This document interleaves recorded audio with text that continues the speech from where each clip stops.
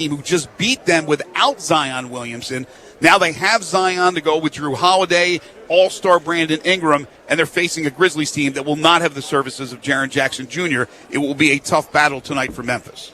Yeah, that's for sure. I mean, Jaren is obviously a big loss, and especially going up against Zion Williamson, it would have been nice to have his length and everything to go against him defensively. So this, of course, what the Pelicans did to the Grizzlies at home, hopefully Drew Holiday doesn't go berserk against them again, but it's going to be a difficult one for the Grizzlies in this one.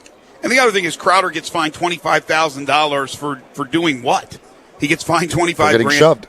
Yeah, for getting shoved. And Morris gets $35,000. He doesn't get a game suspension. He shoved John Morant. I mean, he knocked Morant about 15 feet with that shove, but nobody. I guess they didn't see that when they looked at the tape. I mean, that's ridiculous.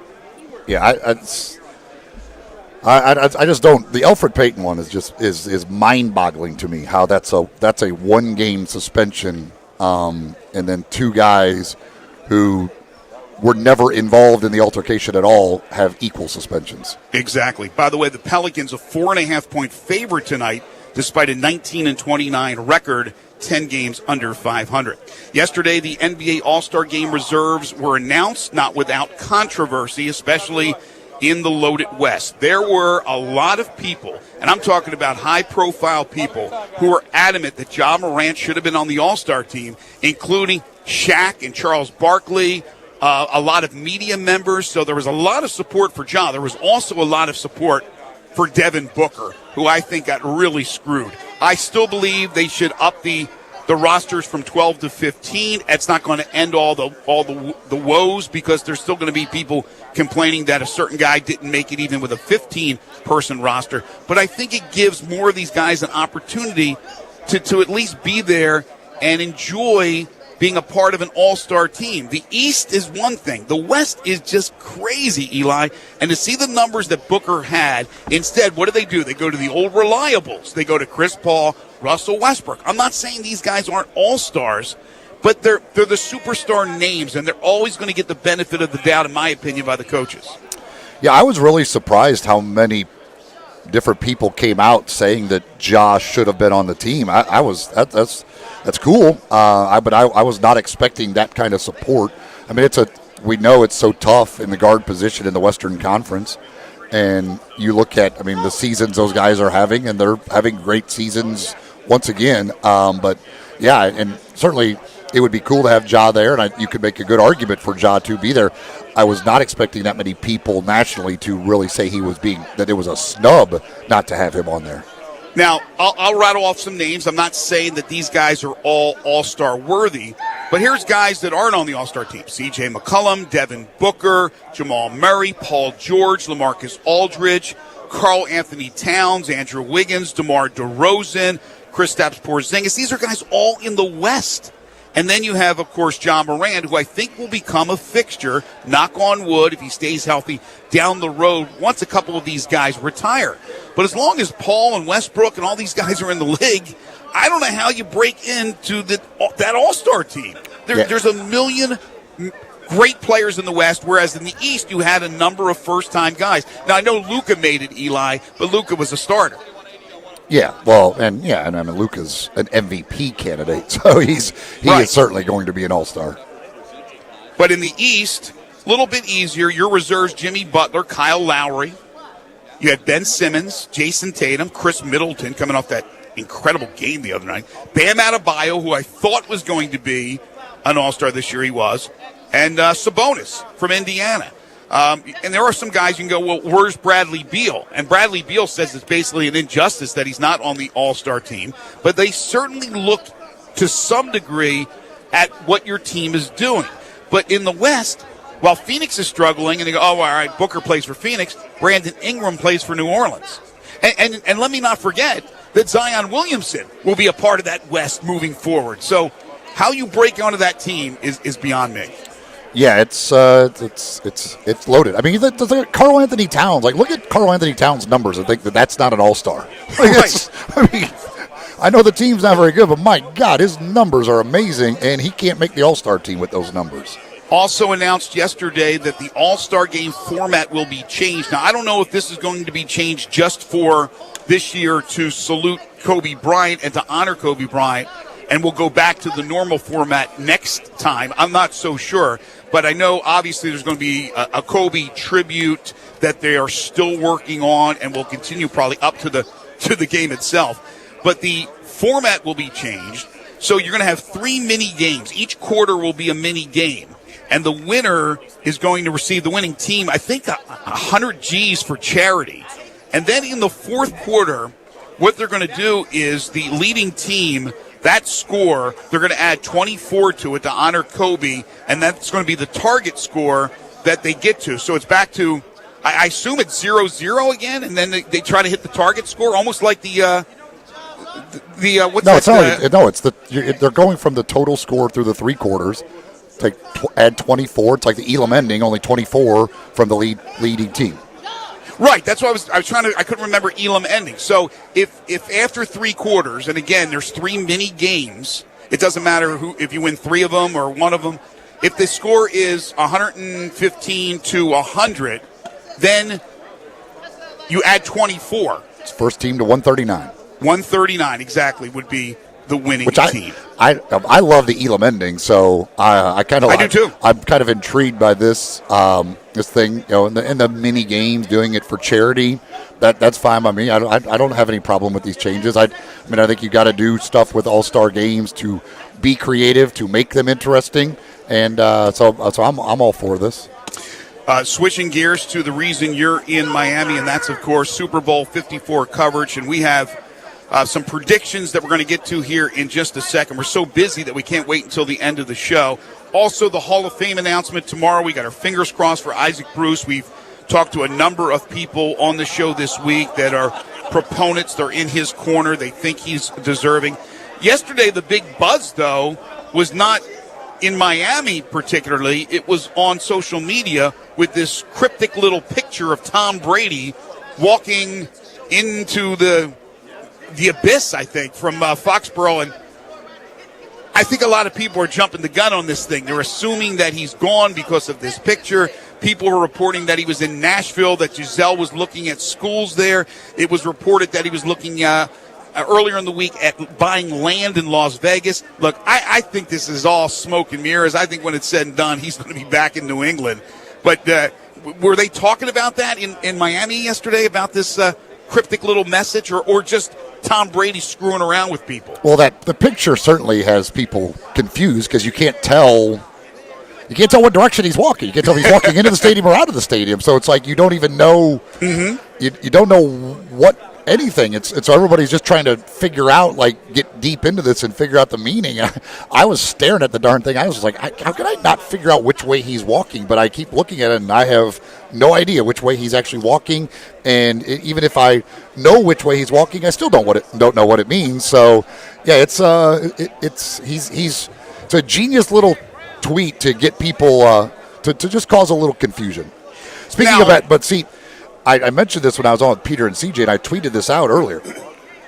There may be something, the Patriots may have pulled off the ultimate ruse this year, because I got this email this morning that the folks at what's the name of the pizza place now? I got to pull up the tweet. La Villa. What is the name of the Living La Vida Loca? No, I know you tweeted it out earlier. I saw it. Villa or something like that. Villa Italian Kitchen. There you go. And they sent an email out, and I got this morning, and they, with a great promotion for them anyway, you talk about ensuring yourself of not losing. I got the email that says, this year, the National Pizza Dynasty is upping the ante by extending a saucy prize to guests nationwide. If New England pulls out another victory, everybody gets a free slice of pizza.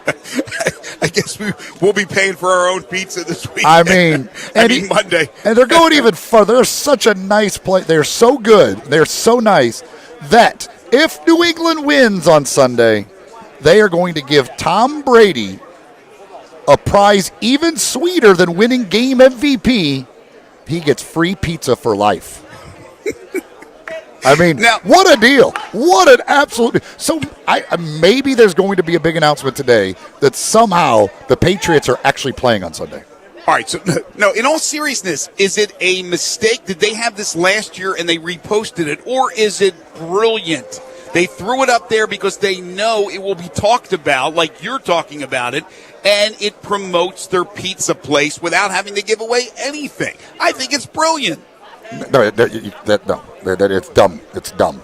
You think it was just a mistake? It's I don't even know how that mistake is made. Like, I don't even understand how I'm you not can. so sure, Eli, it's a mistake because you think about it, they throw it out there, people are talking about their pizza place. All right, listen. Talk about how stupid their pizza place is, though. Well, I don't know.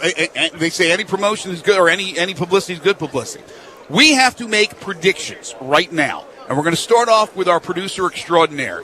Gabe Kuhn, what happened Sunday? I've been saying the Chiefs the whole time.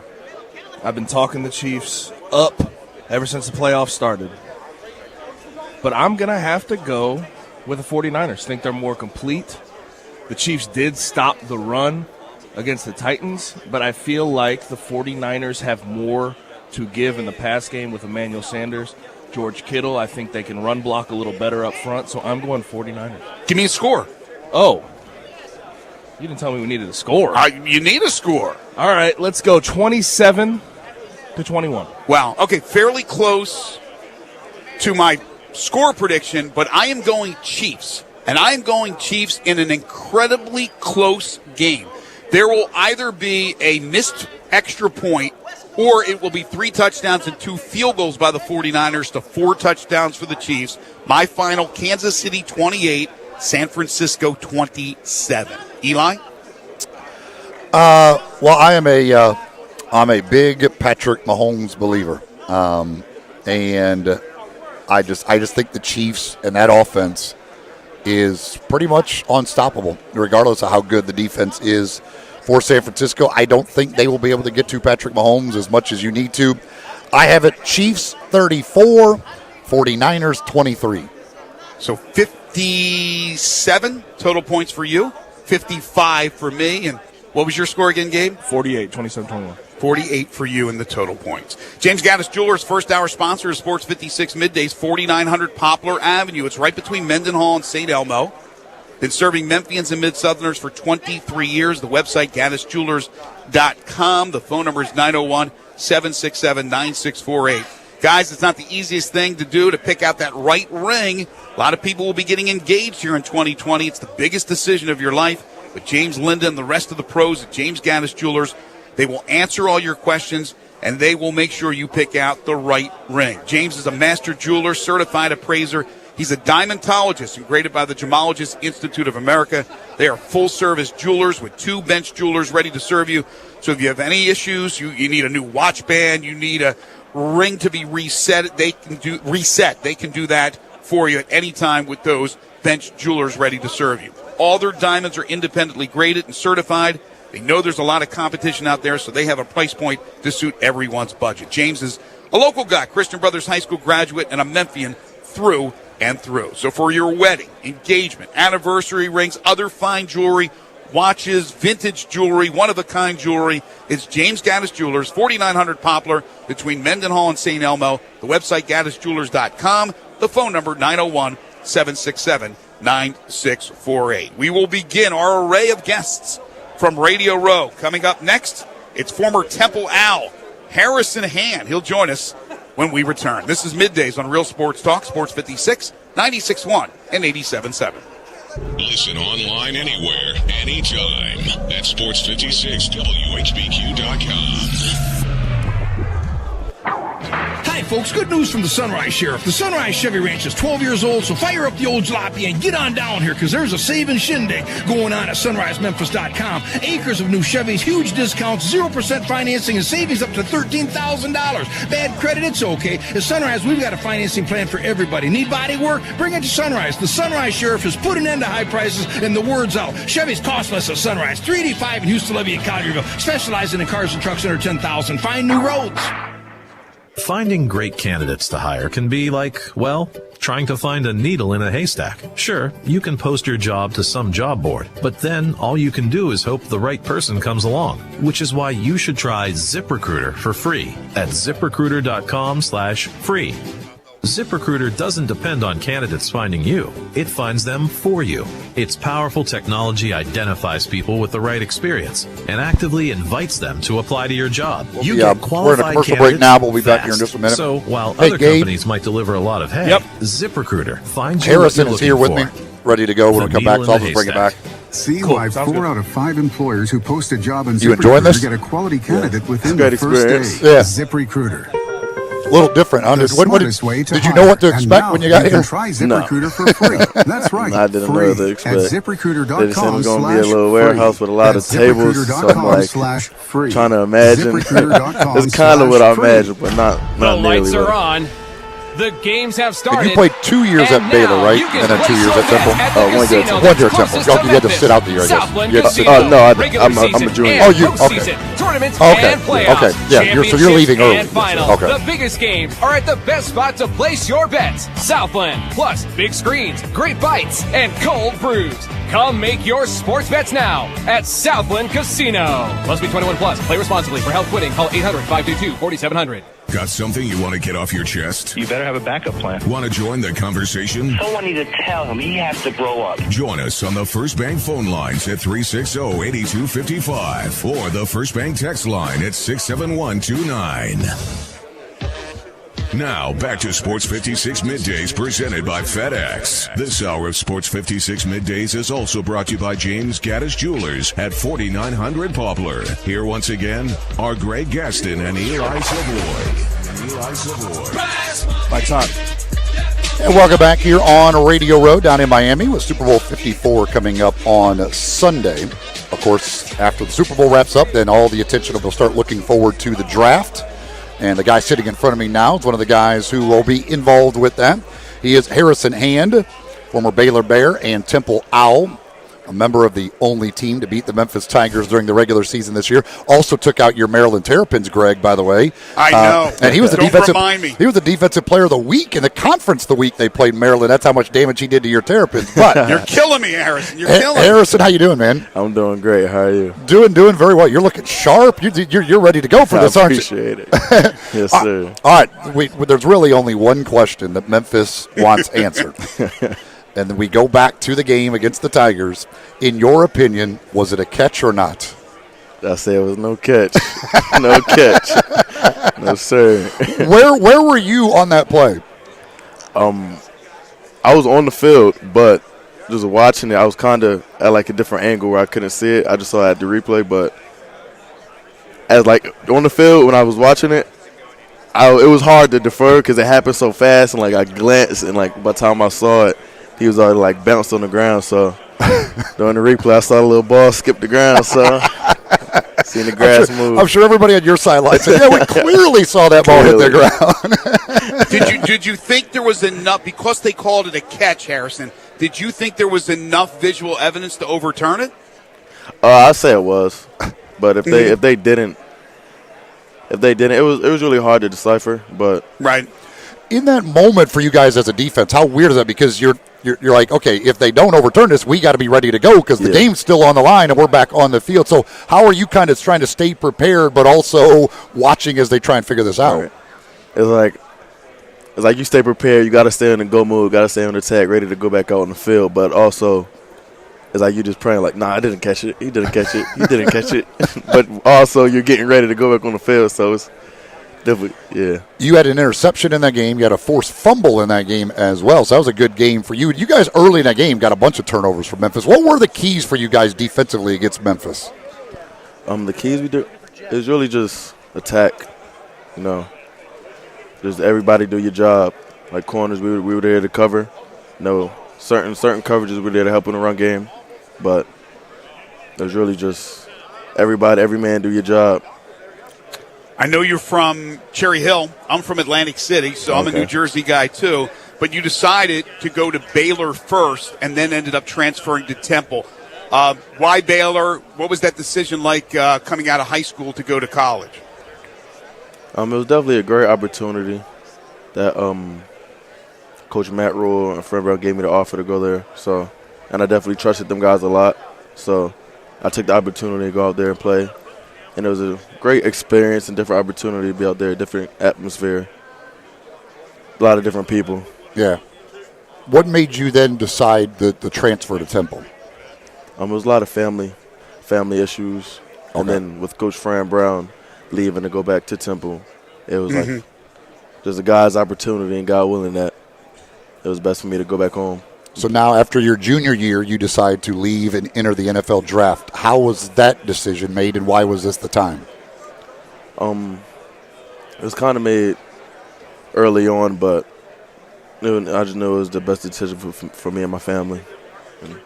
What are they saying? The people that you talk to that are getting you ready for the draft, what are they saying to you? Have they been able to talk to any NFL teams? And what do you need to work on the most to have the best opportunity to not only make it in the NFL, but be a solid and a long-term player in the NFL? I can definitely work on every skill set that I have, which is that tackling, coverage, man-to-man, zone work. So it's definitely just working every aspect that I can get better in. Where do you have an idea of where you think you'll be in the draft? No, sir, but it should be day one. Right now, what are you doing to get prepared? Where are you working out? What are you doing now to get ready? I'm training at Exos in San Diego. Okay. Carlsbad. You, Lee Steinberg and Chris Cabot, your agents. Why did you choose to go with them? I just know that they're all great people, and the people that they attract and they work for, everybody's just one. It's a huge family, and I love the atmosphere that they have. So, Temple has a great Temple has a great history here recently of putting defensive players, especially in the National Football League. Are there guys that you have talked to lean on? Yes, I definitely talked to a lot of guys. Got a good relationships with them. Like who?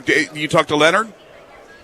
No, I talked to Tavon Young, Nate Harrison, Hassan Reddick, different guys like that. Gotcha. So Patrick Taylor is one of the other guys with Lee. Have you guys spent much time together? Have you spent much time with Patrick, or is he working out with you? No, he's not working out with me, but we definitely met and talked a lot. And did he say it was a catch? No, we haven't talked about it. All I heard that he wasn't.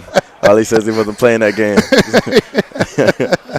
So you mentioned Matt Rule was your coach at Baylor. He gets the job with the Carolina Panthers. Tell us a little bit about Matt Rule as a head coach and why he has been so successful. Matt Rule, he's definitely a great head coach. He gets everybody to buy in and believe. And it's hard to believe in something that you don't trust. So he gets the guys to trust, and once everybody believes and trusts in the process, everything just starts to become positive, and especially it starts in practice. So we go extremely hard in practice, so once it comes to the game, it's easy. So I guess you'd be happy to go. You'd be happy to go anywhere, but yeah, be happy to go play for him with Carolina, wouldn't you? Oh yeah, it'd be a great opportunity. Were you an Eagles fan though growing up? No, sir. No. Sir. Who's your team? My family team they like the New York Giants, but personally, I never really had a team. I always just like to watch and. You don't want to be a Giants fan anyway. I mean, who wants to be a Giants fan? Nobody wants to be a Giants fan. That's just ridiculous. You know what's funny, guys? That he said he wasn't a fan of the Eagles, and Cherry Hill is basically over the river. It's not that far from Philly. I grew up in Atlantic City, and I wasn't a fan of the Eagles either. So I know where he's coming from. Quite frankly, you don't want to be a fan of any NFC East team unless it's America's team. You don't want to be dealing with the Eagles and Giants and the lowly Redskins. There's only one team in the NFC East that matters, and that is the Dallas Cowboys. Harrison Hand, the former Temple Owl, also Baylor Bear, getting ready for the NFL draft. Harrison, best of luck to you, man. We certainly are rooting for you, and enjoy the rest of your time here in Miami on Radio Row. Truthfully, I appreciate this opportunity. Thanks, Harrison. All right, thanks, man. Harrison Hand joining us here on Radio Row. We're just going to agree to disagree whether it was a catch or not. We're just going to go with that. I mean, we're just, the good thing is it's not like Harrison, like if he was an offensive lineman or defensive lineman or something, then I would probably agree with him. He's a cornerback. Not that I can outrun him. He's still going to kill me, but it's not going to be quite as bad if he gets his hands on me. You knew what he was going to say. It would have been a great story if he said no, he caught it. Appreciate Yeah, and we all knew he caught it. That would have been sensational, but I had a feeling he was going to say what he said. Well, he's biased. We're biased. when we get Patrick Taylor true. on, he's biased. But we'll just agree to disagree on this one. That's true. Next up, I believe Soren Petro is going to join us. Is that correct? Yeah, I believe Soren's going to come over here once we get back, and we'll talk. He covers the Chiefs closely. He interviews Patrick Mahomes every week on his show, so he knows the ins and outs of the Kansas City Chiefs. So we'll talk with him about Mahomes and the Chiefs coming up in just a little bit. Fantastic. We got Patrick Taylor, as you mentioned, at 11 o'clock, so stay tuned for that. We'll take a time out. This is Middays on Real Sports Talk, Sports 56, 96.1, and 87.7. Sports Time on Sports 56 with Willow and Gabe, how long is this Weekday break? afternoons from 3 till 6. Right here on Sports 56, 96.1 and 87.7 Hey, there he is. FM. The Vault on G.E. Patterson in South Main downtown has all your game day needs with 30 TVs. If your game is not on one of the 20 big screens, Got then about a sit in a 2-minute booth break. with your own remote. The Vault has game day specials on pitchers, buckets of beer, and great food, which is the best thing about the Vault. This is not your normal sports bar. Chef Dirk Meitzler from On Tour and Cafe 621 has all his favorites like chicken Newport and I have his no new idea lobster why. enchilada. Open for lunch and dinner every day with lunch specials for $12 weekdays with a drink. The Vault on G.E. Patterson in South Main, your downtown place to eat, drink, and watch the game. I Buy Houses, 901-1101. That's 901-406-1101. I Buy Houses will buy a house in any area, in any condition, and yes, it's guaranteed to close in 5 days. If you need to Your sell show is your called home The quickly, Program, call right? 901-406-1101. If you've been through